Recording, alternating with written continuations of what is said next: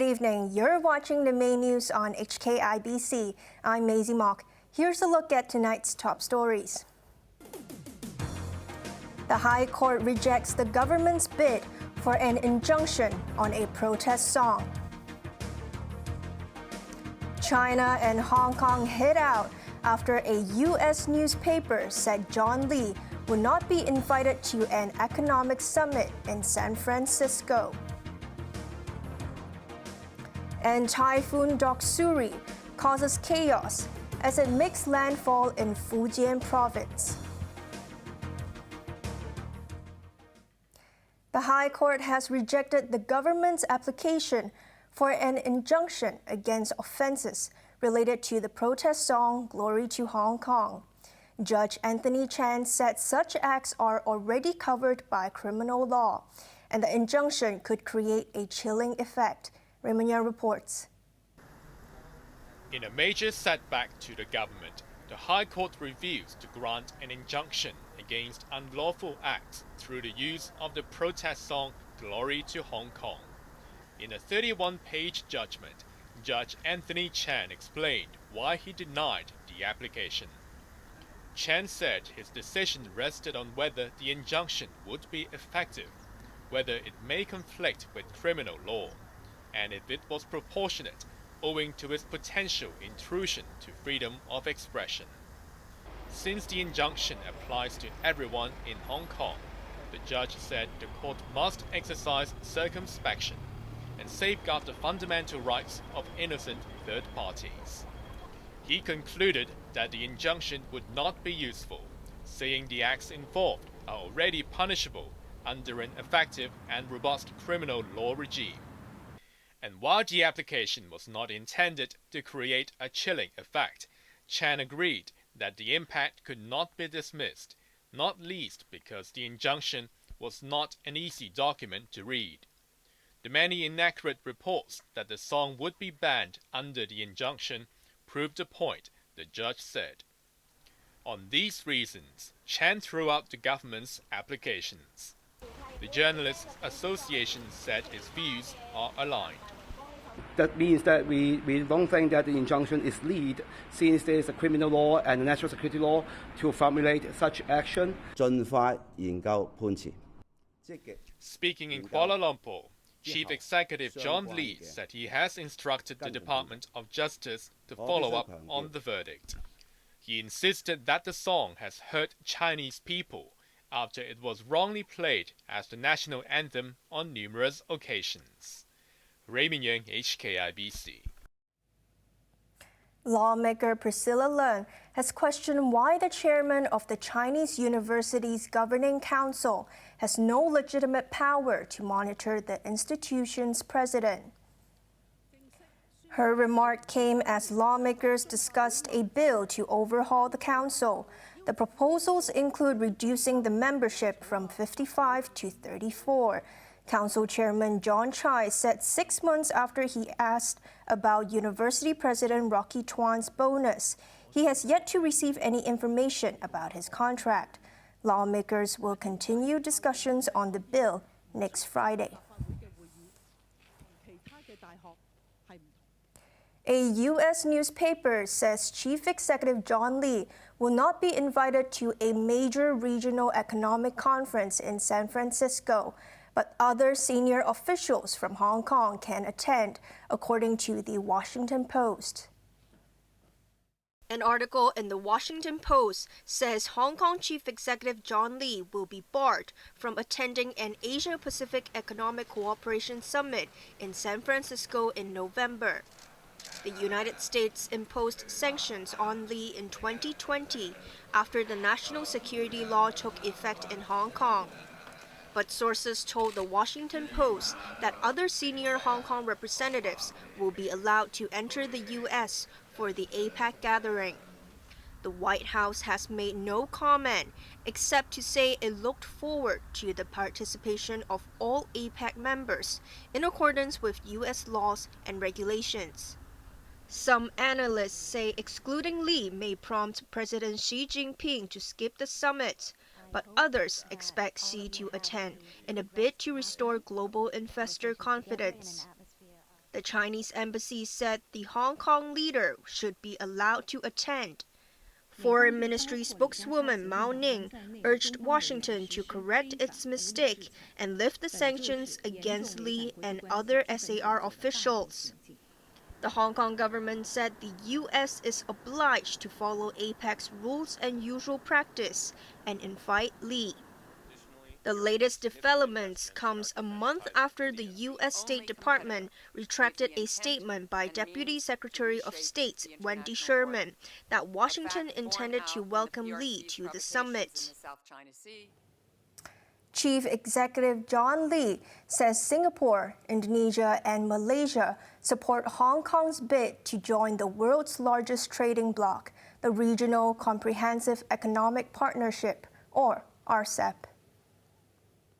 RCEP represents about 1/3 of economic activities and population, and the economic engine for growth is going to be Asia and this region. So it will be a win-win situation if we can successfully join RCEP. Lee was speaking in Kuala Lumpur on the last stop of his three-nation Southeast Asian tour. He said Hong Kong signed 33 memorandums with the three countries, which all pledged to strengthen ties with the SAR. Lee had breakfast at a food center in Kuala Lumpur and said he found that citizens of Hong Kong and Malaysia have much in common. The chief executive returns home tomorrow.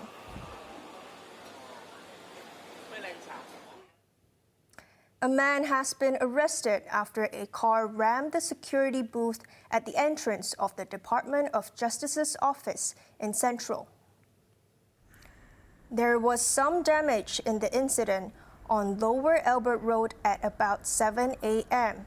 3 men in the car ran off after the crash, but a man who claimed to be the driver returned and was taken away by police for investigation. Justice Chief Paul Lam inspected the scene later. Typhoon Doksuri is weakening as it moves deeper into the mainland.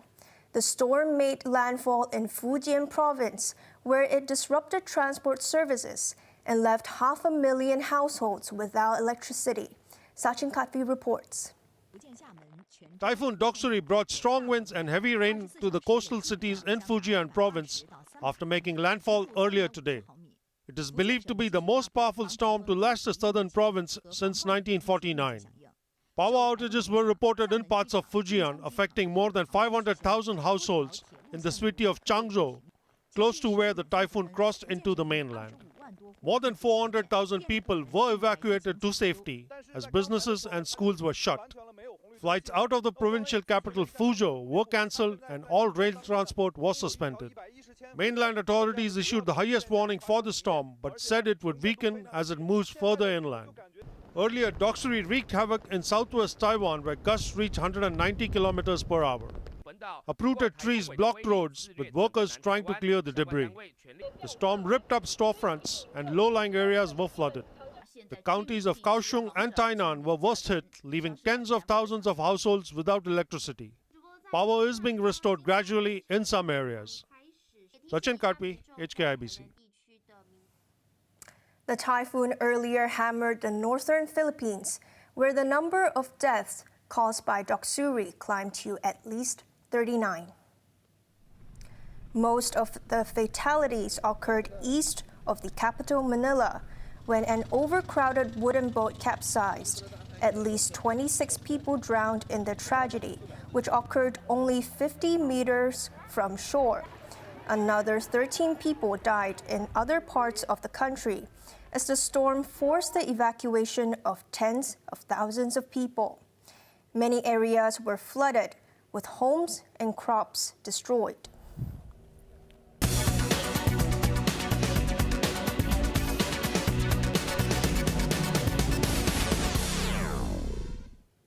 Subscriptions for the latest batch of government silver bonds began today. Some people obtained paper application forms from banks this morning. Up to $55 billion of the inflation-linked bonds will be offered this time round, up from $35 billion last year. With a minimum return of 5% over 3 years, analysts still expect the bonds to be oversubscribed. That means applicants will earn at least $500 in annual interest for each $10,000 unit allocated. Anyone who is 60 or above by next year will be eligible to apply.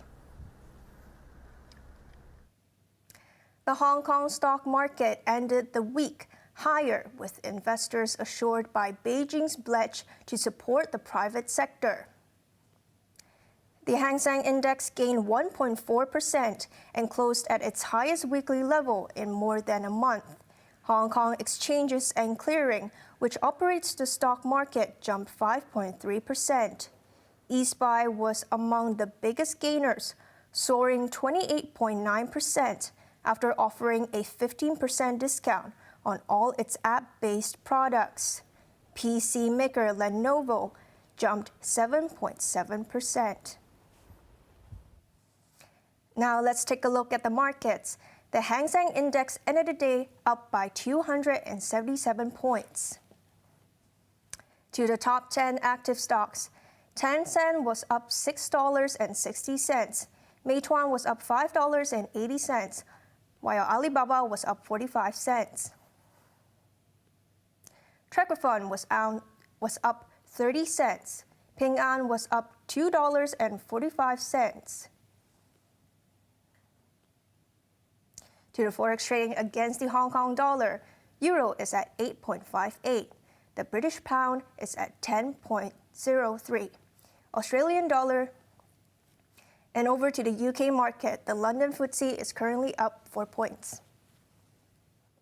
Hong Kong's first anime convention since all COVID measures were dropped has attracted thousands of visitors. Vendors at the more than 500 stalls are hoping for brisk sales. Chloe Wong reports. This was how the first visitors celebrated. He was among the hundreds who flocked to the exhibition and convention center in Wan Chai this morning, on the opening day of the 5-day Anime Expo, which features animation originating from Japan. This boy lined up since 11 last night, as he wanted to be sure of getting some limited edition products. Like last year, visitors had to draw lots to be among the first 300 admitted to the venue. This man paid $2,000 for the model he wanted. Apart from shopping, anime enthusiasts could also pose with cosplayers dressed up as characters from films or books. This cosplayer was surprised by the number of people who turned up. Another said she could wear fancy-up makeup because there's no need to wear masks. This year's anime convention is the first since COVID measures were dropped, encouraging more people to attend.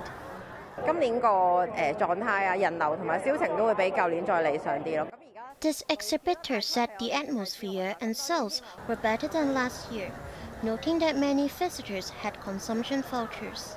The expo runs until next Tuesday, with doors opening at 10 a.m. and closing at 9 p.m. The entrance fee this year is $42, up $2 from last year. Chloe Wong, HKIBC. On to the weather now.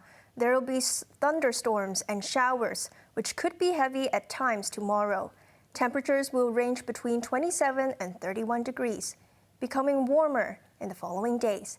Now let's take a look at the weather around the world.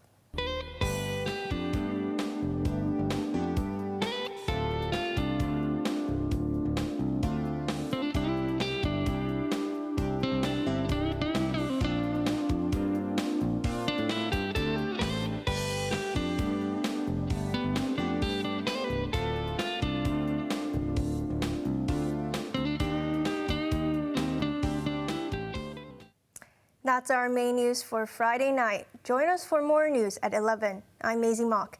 Good evening.